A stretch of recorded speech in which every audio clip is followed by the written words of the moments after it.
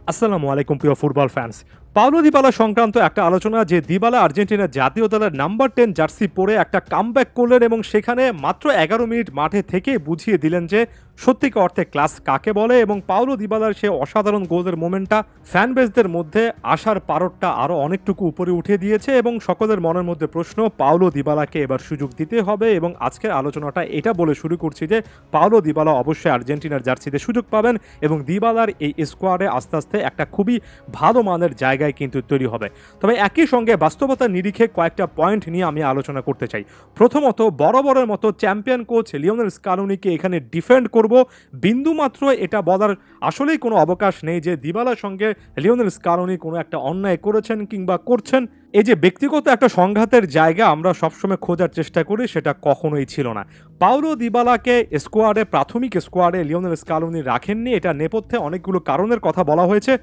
যদিও এ ম্যাচের আগের প্রেস কনফারেন্সে স্কালোনি এমন টাইপের কোনো কথাবার্তা বা দাবি আসলে স্বীকার করেননি, তারপরও আর্জেন্টিনার মিডিয়াতে এটা একেবারে পরোক্ষভাবে প্রমাণিত ছিল যে লিওনেল স্কালোনি আসলে দিবালার ডিসিশনটা দেখতে চেয়েছেন এবং তিনি রোমা নাকি আলকাতসিয়া কোন ক্লাবে যাবেন এই সংক্রান্ত যে একটা ব্যস্ততা ছিল সেটা দেখে তারপরে সিলেকশনটা করতে চেয়েছেন। দিবালা ওই সময়ে আসলে চিন্তাভাবনা করে একটা অবকাশ পেয়েছেন এবং দিবালার কাছে একটা অস্পষ্ট হলো বা পরোক্ষ হলো মেসেজ ছিল যে জাতীয় দলে তাকে বিবেচনা করা হচ্ছে এবং সেজন্য ইউরোপিয়ান একেবারে টপ কম্পিটিশনগুলোতে অর্থাৎ হায়ার লেভেলের ফুটবলে তাকে থাকতে হবে। এই মুহূর্তে ইউরোপ ছেড়ে যাওয়ার চিন্তাটা পাওলো দিবালার না করা উচিত। বর্তমানে তার বয়সটা এমন আহামরি কোনো কিছু নয় যে তাকে ইউরোপের 5টা বা 6টা টপ লিগের বাইরের কোনো একটা দেশে খেলতে হবে। দিবালার সেই সিদ্ধান্তের পরে লিওনেল স্কালোনি পাওলো দিবালার প্রতি যে যথেষ্ট ফেয়ার সেটা কিন্তু তিনি আরও একবার প্রমাণ করেছেন এবার নাম্বার 10 জার্সিটা দিয়ে। এবং ম্যাচের আগে প্রেস কনফারেন্সে স্কালোনি একেবারে স্পষ্টত বলেছিলেন যে আমরা দিবালাকে 10 নম্বর জার্সিতে দিতে যাচ্ছি এবং এটা দেওয়ার আগে আমরা পাওলো দিবালার সঙ্গে কোনো রকমের আলোচনা করিনি, কারণ স্কোয়াডের প্রতিটা প্লেয়ারই জানে 10 নম্বর জার্সি পরার মতো কোয়ালিটি অর্থাৎ যোগ্যতা দিবালার আছে। এখানেও স্কালোনি ব্যাপারটা একেবারে ক্লিয়ার করে দিয়েছিলেন যে পাওলো দিবালাকে কোনোভাবে ছোট করে দেখা হচ্ছে না, তাকে সুযোগ দেওয়া হবে না, এমন টাইপের কোনো জিনিস আসলে নেই। এখন কথা হচ্ছে দিবালাকে এত অসাধারণ পারফরমেন্সের পরেও হয়তোবা আমরা পরবর্তী ম্যাচগুলোতে সেভাবে স্টার্টিং লাইনআপে দেখতে পারবো না। দুটো স্পষ্ট কারণ আছে। প্রথমত, আপনি পাওলো দিবালাকে স্টার্টিং লাইনআপে রাখতে গিয়ে লাউতারো মার্টিনেজ কিংবা হুলিয়ান আলভারেজ যে কেউ একজনকে যদি বসিয়ে রাখেন, তাদের ক্ষেত্রে তাদের ফ্যানবেস, যদিও সে বিশাল লেভেলের ফ্যানবেস হয়তোবা এদের অনেকেরই নেই, বিশেষ করে আমাদের অঞ্চলে, তবে একটাবার চিন্তা করে দেখুন লাউতারো বা আলভারেজ বিশ্বকাপ কিংবা কোপা আমেরিকাতে তারা যে পারফরমেন্স দিয়েছেন তারপরে তাদেরকে আসলে বসিয়ে রাখার কি আসলে কোনো সুযোগ আছে? আমি এর আগের একটা ভিডিওতে বলেছি যে দলটা চ্যাম্পিয়ন একটা দল, যে দলটা একের পর এক ট্রফি জিতেছে, সেখানে কোনো একটা প্লেয়ার, ইনফর্ম প্লেয়ারকে বসিয়ে রাখতে হলে একটা ব্যাখ্যা দিতে হয়।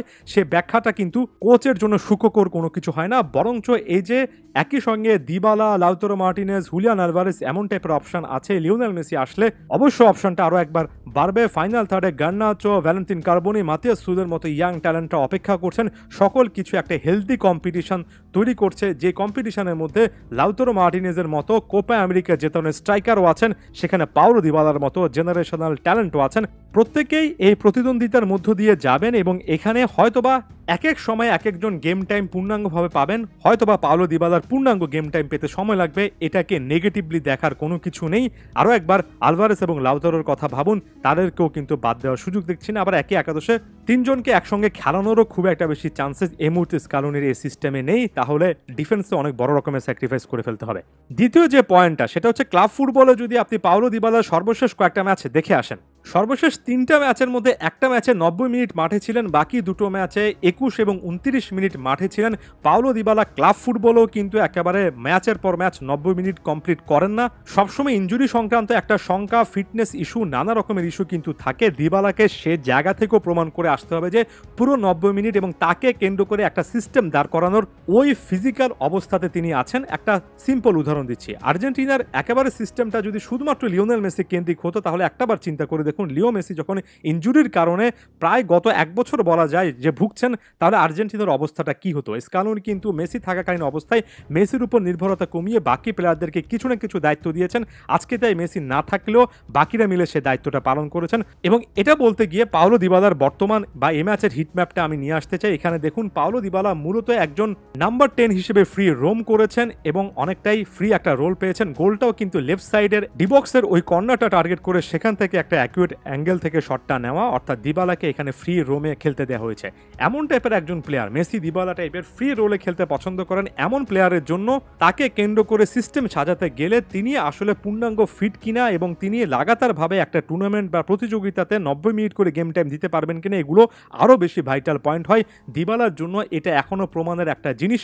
তার চেয়ে বড় কথা, 10, 15, 20, 30 মিনিট খেলে যে প্লেয়াররা পার্থক্য তৈরি করে দিতে পারেন তাদের জন্য সবসময় 90 মিনিট ধরে গেম টাইমটা সবচেয়ে ক্রুশাল ব্যাপার হয় না।